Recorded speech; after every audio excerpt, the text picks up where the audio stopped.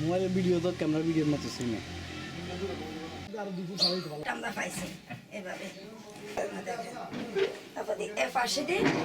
এখন আলমারি খুলে আমার স্বর্ণগুলো লই গেছে আর আমার ব্যাগে 7,000 টাকা আছিল 7,000 টাকা নিছে স্বর্ণ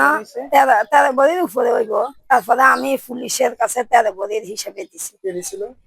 সাদ্দামা রাখিবে ওদের বাইরে দোফামান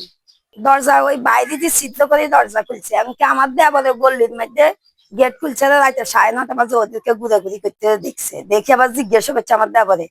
বলছিলেন তোরা কিরে কোনায় গেছো আমরা ওইদিকে গেছি মানে এখন আমাদের নানা রকম হুমকি দিতে আছে আসামে গিয়ে যাবি নাইতেছে না আমার ঘর দুয়ার জ্বালা লাইবো আমাদের মারি ফেলাইবো। আগের দিন রাত্রে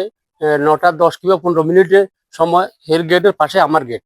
তো গেটের সামনে সাইডে রাকিব আর এই নাম সাদ্দাম, এরা দুইজন একটু অপ্রকৃতস্থ অবস্থায় মানে যাইতেছে। আমি দাঁড়া করাছি কিরে তোরা কোনায় গেছ, কয় যে না কাকা আমরা একটু হেদিকে গেছি। তোরা আমার গ্রামের মানুষ এই হিসাবে আমি আর এত বেশি কিছু এদের থেকে জানতে চাই না। পরের দিন সকালবেলা উঠি যে এই যে ঘটনা এটা না হয়েছে হয়েছিল যে স্বর্ণ চুরি করে গেছে ভাবির এই লকআপটা খুলিয়ে রেখেছে তালার কোনো সমস্যা করে না এখানে বাজে বাজে কাপড়ের ব্যাগে